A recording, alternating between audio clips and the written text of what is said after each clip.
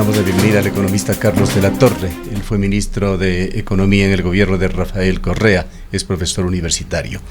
Economista de la Torre, la ley creando oportunidades de Guillermo Lasso está siendo analizada por todas sus costuras, pero antes tendrá que pasar un filtro de la Asamblea Nacional, pues se argumenta que no estaría cumpliendo con un determinado artículo de la Constitución que pide que un proyecto económico urgente tenga que versar sobre una sola materia. Quisiéramos, en todo caso, conocer su punto de vista sobre el contenido de esta ley y lo que significa para el Estado ecuatoriano y para las finanzas públicas. Bienvenido.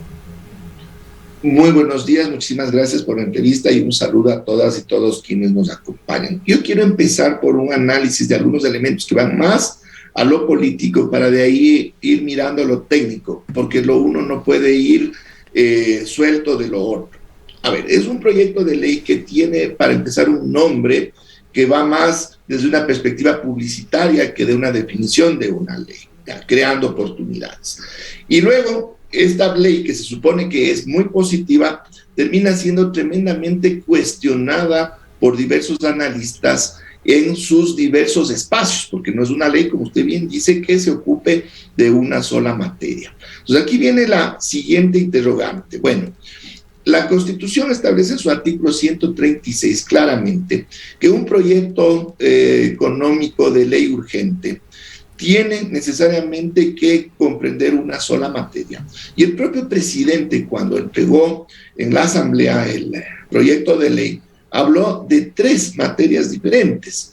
1 es la tributaria, 2 la laboral y 3 el espacio de las inversiones.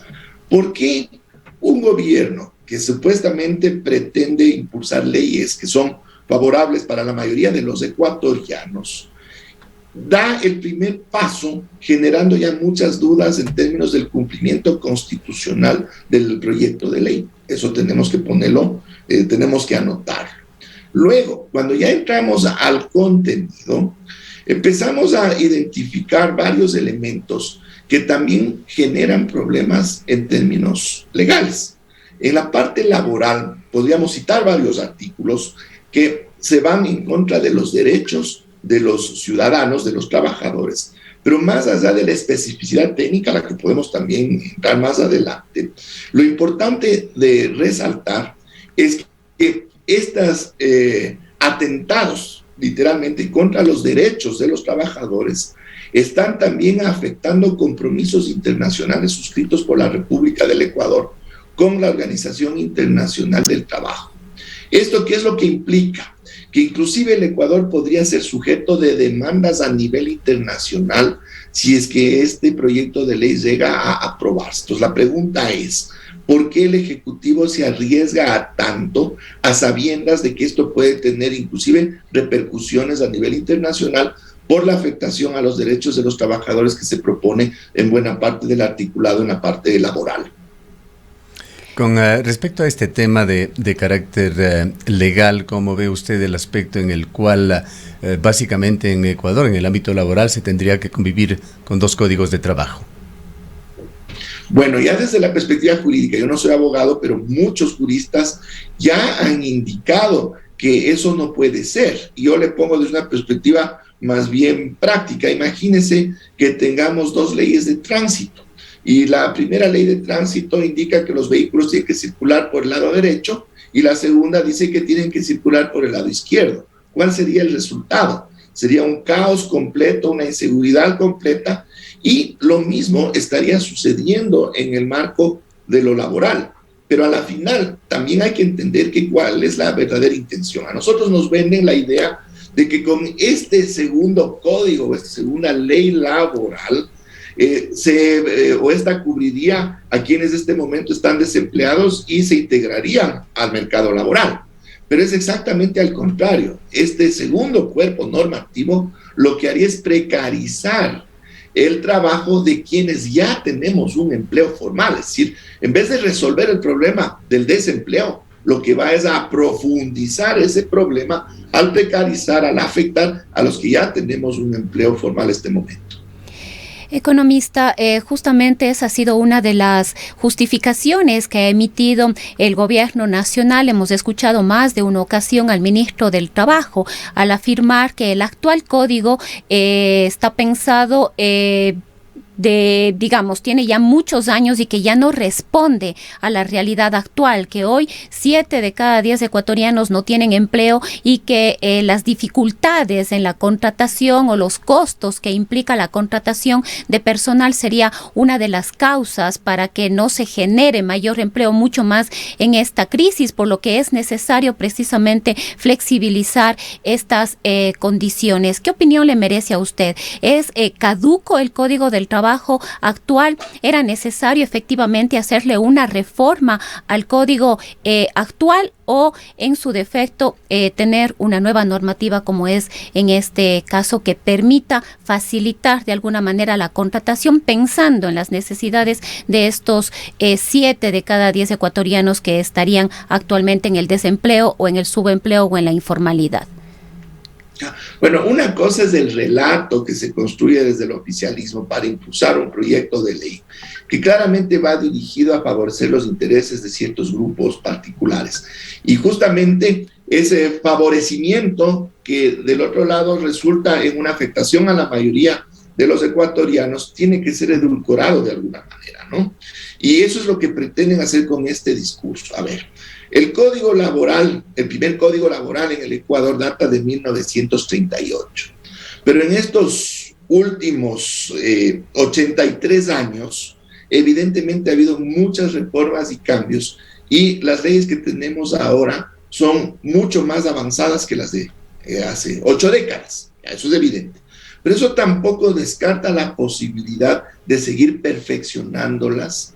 En el campo de lo laboral es evidente que se necesita cierta flexibilización, pero una cosa es atender ciertos espacios en los que se puede ir perfeccionando la ley y otra es reconfigurar completamente las estructuras fundamentales en las que se rige el trabajo en el Ecuador y se lo termina precarizando ya en afectación a los derechos de las personas. Entonces ahí hay una diferencia abismal, pero esto obviamente no va a estar establecido en el relato oficial que tiene una intencionalidad muy clara, como decía, de beneficiar a ciertos sectores, yo no diría ni siquiera empresariales, sino rentistas de este país.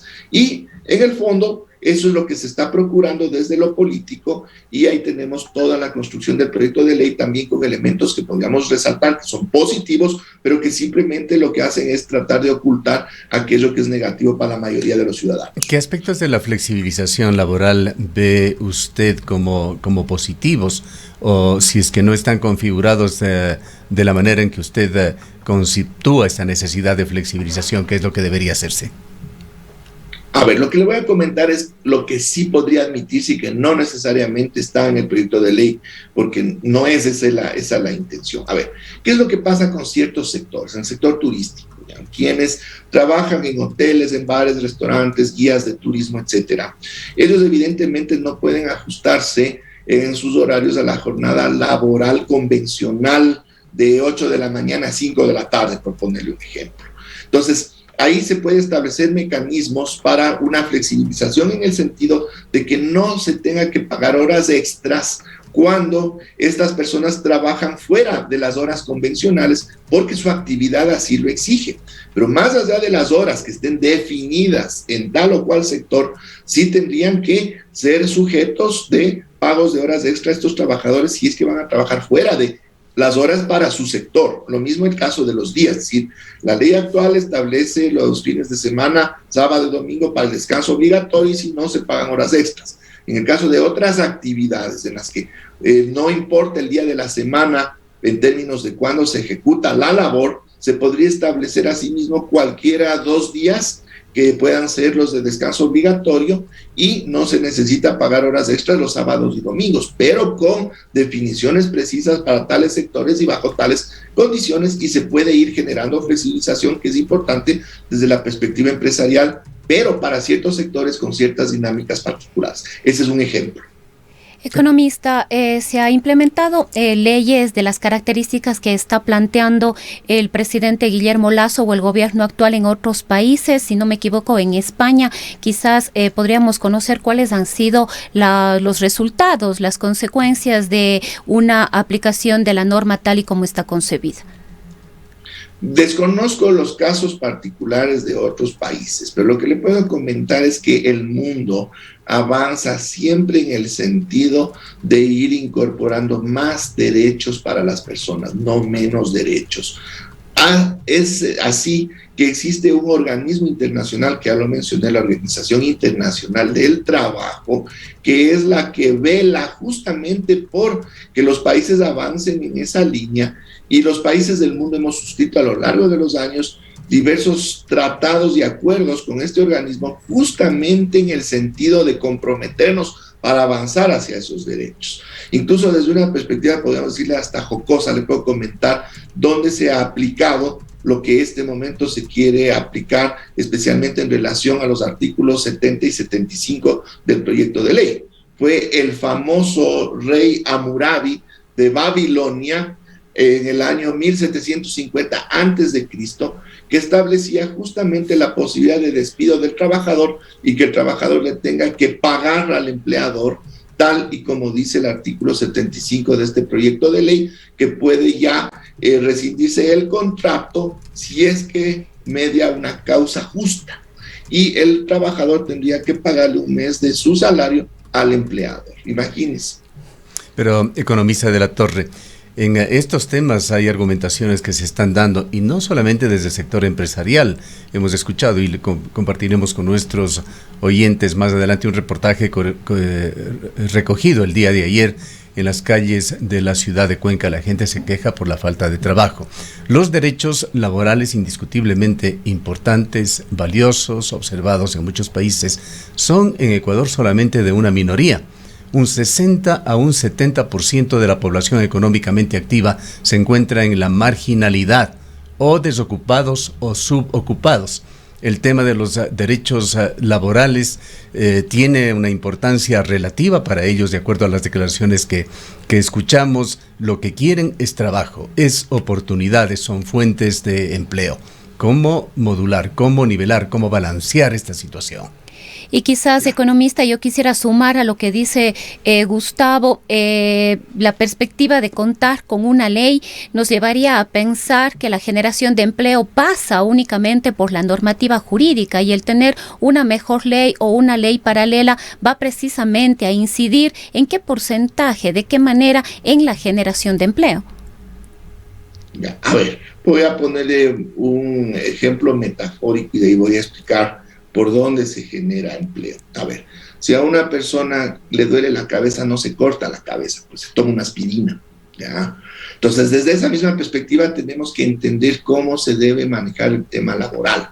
Y encima más, las soluciones son estructurales. Las leyes lo que generan es balances o desbalances entre las fuerzas que operan, en este caso alrededor del empleo. El empleo se crea si es que hay más producción, pero para que haya más producción que demande trabajadores, esa producción tiene que venderse, pues. Las empresas no es que generan esas del empleo, pues. Las empresas lo que hacen es vender, y los consumidores que compramos lo que venden las empresas somos los que a la larga generamos el empleo, pues. Entonces, aquí y en cualquier parte del mundo, en la teoría, en la práctica, en las experiencias de muchos países, queda clarísimo que el elemento fundamental para generar empleo parte desde el consumo. Si los ecuatorianos podemos tener más dinero en nuestros bolsillos para comprar bienes y servicios, los productores, desde el más pequeñito hasta la empresa más grande, van a poder vender más y por lo tanto van a tener que producir más, y por el otro lado van a contratar más trabajadores que ahora tendrán un ingreso para justamente abonar en este círculo virtuoso. Eso está clarísimo en la teoría económica y en la práctica, pero acá, ¿qué es lo que se está haciendo? Exactamente lo contrario. Le comento 2 detalles. Ya en unos pocos días más subirá el precio de los combustibles. Cada dólar adicional que ustedes y yo pagamos por llenar el tanque de nuestro carro, cada dólar adicional que el usuario del transporte público paga por subirse al bus, es $1 menos para comprar productos y servicios ecuatorianos que permitirían dinamizar la economía y generar más empleo. Con la tabla que nos ponen para el impuesto a la renta, quienes ganan $2,000 mensuales, este momento pagan $39 de impuesto a la renta. Con la nueva tabla pagarán más de $800. Esos $800 menos que van a tener en su bolsillo son $800 menos que comprarán bienes y servicios de la economía, que generarían por el otro lado producción y empleo.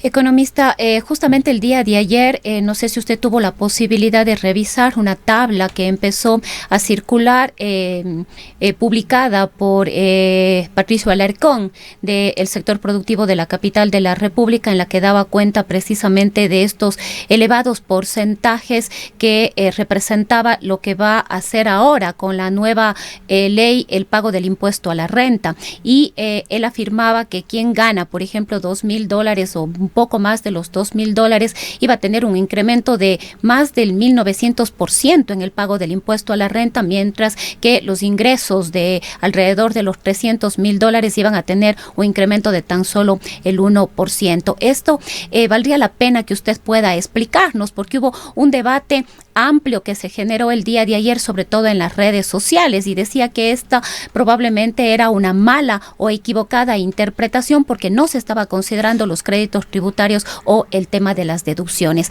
En este caso sería importante que usted pueda darnos una explicación desde su profesión como economista respecto de cómo mismo va a operar esto del impuesto a la renta. No, efectivamente, sí conocí esa tabla. Esa tabla originalmente fue calculada por el señor Omar Maluk y ha estado circulando en las redes y da cuenta exactamente de una situación que va contraria a lo que se supone que inclusive son los fundamentos tributarios. El que más tiene, más paga. Y miren, Patricio Alarcón, él fue presidente del comité empresarial, entonces desde quienes han estado liderando justamente las posiciones empresariales, están criticándose este proyecto de ley. Eso también es importante resaltar desde la perspectiva política. Y tiene toda la razón el señor Alarcón en indicar que esto va en contra de cualquier principio tributario.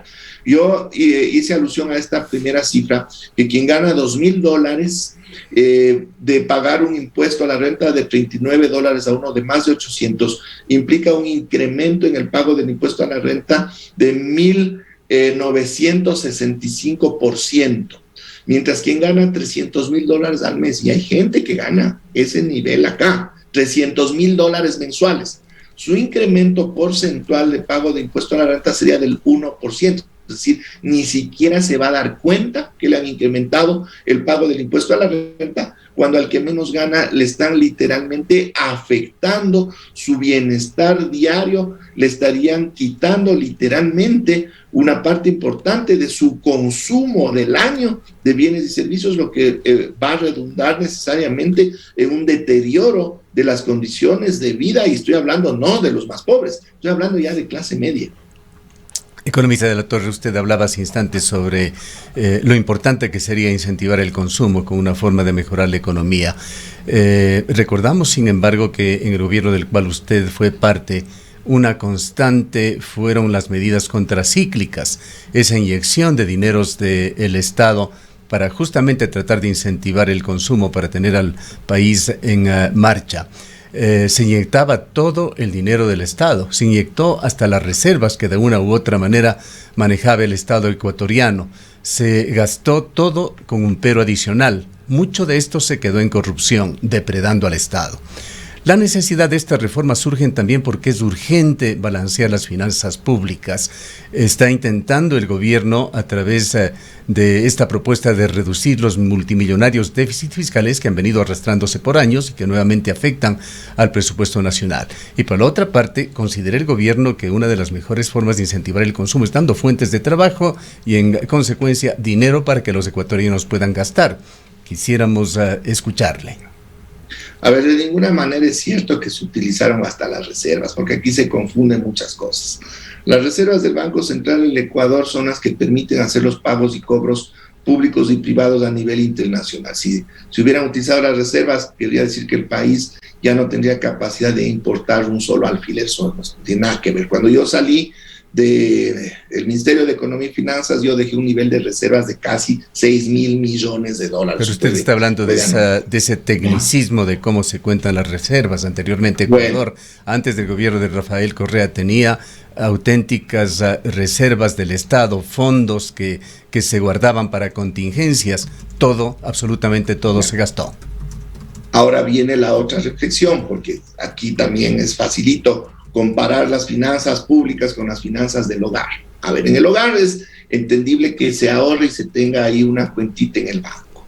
Cada dólar que sea de superávit fiscal, que sería el equivalente a un ahorro, es un dólar que no se está gastando en contratar médicos, es un dólar que no se está utilizando para comprar más medicinas, es un dólar que no se está utilizando para construir más hospitales. No puede entenderse ni manejarse en términos paralelos las finanzas de un hogar con las finanzas públicas, porque el Estado, a diferencia de la persona o de la empresa, tiene muchos mecanismos para poder financiar situaciones excepcionales. Y le voy a comentar, cuando yo todavía era ministro de Economía y Finanzas, diciembre de 2017, luego de haber sufrido en 2016 un terremoto que nos golpeó muy duro a los ecuatorianos y de haber tenido precio del petróleo de $20, en 2017 registramos el nivel de pobreza más bajo en la historia de este país, 21,5%, puede consultarse en el INEC. También alcanzamos el índice de Gini más bajo de la historia de este país. El índice de Gini mide la redistribución de la riqueza, es decir, fue el momento en toda la historia de este país en que mejor se redistribuyó la riqueza. En mi gestión llegamos a tener un riesgo país de 430 puntos. Compárele ahora con Fondo Monetario Internacional, con todo lo que se dice que es positivo, tenemos un riesgo país del doble. ¿Qué quiere decir? Que el financiamiento externo nos cuesta el doble de lo que costaba cuando yo estuve en funciones. Entonces, cuando ya vamos a ver los datos, resulta que el relato que nos han vendido es totalmente falso. Y claro, también es facilito atribuir toda la corrupción. Acuérdese, el presidente Lasso insistió en los 70.000 millones de dólares que supuestamente se han perdido por corrupción. 70.000 millones de dólares fue el PIB de 2010. Es como que se hubieran robado toda la producción de bienes y servicios de un año del todo el Ecuador. Claro, eso es totalmente absurdo. Esas cuentas la hacen para 14 años, sin embargo, para el periodo de 14 años. Bueno, no sé de 14 años ni de 10, pero eso significaría que el PIB durante esos 14 o esos 10 años, en vez de incrementarse, decreció. Y le comento, la última vez que creció el Producto Interno Bruto fue cuando yo era ministro de Economía y Finanzas hace 4 años más o menos. Y desde ahí solo hemos tenido caídas del Producto Interno Bruto y problemas, etcétera, etcétera. Y esto ya desde antes del COVID. Son datos que pueden revisarse claramente en las estadísticas del Banco Central, del Ministerio de Finanzas y del INEC. Así que hay que hablar con datos y no quedarse con los relatos que vienen desde intereses políticos. ¿Cuál es el monto estimado por usted por la corrupción durante estos 14 años, si no concuerda con aquella cifra que bordean los 70.000 millones de dólares? Bueno, la pregunta que yo le hago, dígame, ¿corrupción pública o privada o toda? Me imagino que toda, porque están hablando de valores globales del país. Habría que ver cómo se configuran esas cifras. Ya se negó que el BID las haya publicado, pero el consejero presidencial Luis Verde Soto sustentó supuestamente una cifra que llegaba igual, en este caso sí, de corrupción estatal del orden de 67.000 millones de dólares. Mire, yo puedo decir que el cielo es verde, ¿ya? Y porque digo yo, no es que sea verde, ¿ya? Y vamos por el lado de la corrupción privada. Imposible medir cuánto sabemos que están cobrando de sobreprecio los responsables de las compras en los supermercados, por ejemplo, si es que hubiese esa situación que puede darse. ¿Cuánto están subfacturando los importadores en las aduanas, por ejemplo? Y de eso sí le voy a dar un dato. En el caso de las aduanas, por parte de importadores privados, se detectó, cuando yo estaba hecho cargo del Ministerio de Finanzas, que el perjuicio al Ecuador alcanzaba alrededor de 700 millones de dólares anuales. Esa es corrupción privada. pero es tan complejo el tema de la corrupción y no se puede decir que unos son corruptos y otros no son corruptos, es un tema transversal que también es imposible medirse, pero tampoco podemos irnos a la muletilla de que todo fue corrupción y que tal gobierno fue totalmente corrupto y el otro totalmente limpio. Eso no es así. Bien, en algo debemos concluir. ¿Qué es lo que debería pasar con este proyecto de ley, economista de la Torre? Mira, desgraciadamente le digo, tendría que lo más sano para el país sería que se archive, ¿ya? Porque es decir, que no se haga nada, que las cosas sigan igual, eso es lo que usted propone. A ver, las salidas no van por el lado de las reformas legales y peor si se afecta a los derechos de las personas. Desgraciadamente a nosotros nos pintan que el problema de la economía es fiscal. Bien, el problema es fiscal, pero esta es consecuencia del problema real que acabo de mencionar hace un momento. Con la caída del consumo, porque tenemos menos dinero en los bolsillos, hay menos producción y también hay menos ventas, pues menos recaudación de IVA. Si las empresas venden menos utilidades, menos impuesto a la renta, y si las empresas quiebran, cero impuesto a la renta. Pero permítame nada más inyectar aquí lo que ya le pregunté, un 60 a un 70% de población marginada, sin empleo o en el subempleo, ¿cómo aportan al consumo? Si es que usted genera mecanismos para que los que sí podemos aportar al consumo, cuando ya se incremente la producción, esas personas se irán integrando justamente a la fuerza laboral, pues. Y si usted cambia las leyes para que los que tenemos un empleo formal ahora se nos precarice, en vez de generar empleo para los que no tienen, lo que va a generar es desempleo para los que sí tenemos. Bueno, lo que se ha dicho allí, y es el espíritu de la ley, de que cómo se cumple en el futuro, sí estamos de acuerdo, habrá que ver, pero se supone que no se va a afectar a los derechos de quienes están trabajando actualmente en el marco del actual Código Laboral, para ser muy específico. A ver, lo que le puedo comentar es que aquí en temas económicos no hay magia, hay ciencia, hay técnica, hay una teoría desde hace más de 100 años que nos dice claramente que los esfuerzos van por otro lado y que este tipo de mecanismos y cosas van más desde lo político. Y hay una máxima en economía que se llama el juego suma cero. ¿Qué quiere decir? Que unos ganan lo que otros pierden. Y la política económica y la economía política, porque van de ambos lados, lo que procuran es determinar quiénes son los que ganan y quiénes son los que pierden. La idea de un buen manejo económico es que sean muchos, la mayoría que ganan, a costa de que pierdan unos pocos y que quienes pierden no tengan una afectación importante a su bienestar por lo que pierden. Es decir, los que más tienen son los que deberían ser los que aportan en este sentido en función de beneficiar a los que menos tienen. Acá se está haciendo exactamente lo contrario. Darles más a los grandes empresarios, a los que tienen el poder, y fregarles a los trabajadores que somos los que estamos en el lado delgado de la cuerda. Economista, usted sugiere que esta propuesta del gobierno sea archivada en la Asamblea Nacional, pero ya se ha advertido que en caso de que eso suceda, la alternativa que le quedaría al presidente sería la consulta popular. ¿Estos temas podrían incluirse en una consulta al pueblo ecuatoriano? A ver, yo no conozco de ninguna norma que diga que si un proyecto de ley es devuelto, es archivado, tenga que irse a consulta popular. ¿Cuántos proyectos de ley a Moreno le archivaron? Pues y no hubo consulta popular posterior. Y vamos hacia atrás, ¿cuántos proyectos de ley fueron archivados en el pasado y no tuvimos que ir a consulta popular? O sea, eso es otro sinsentido de este relato desgraciadamente mentiroso que se nos está tratando de imponer. Pero quisiéramos quedarnos nuevamente, le insisto, con una conclusión. Archivado el proyecto Creando Oportunidades, ¿qué se debería hacer? ¿Qué es lo que propone concretamente usted como exministro de Economía? A ver, vamos por reforma tributaria, ¿ya?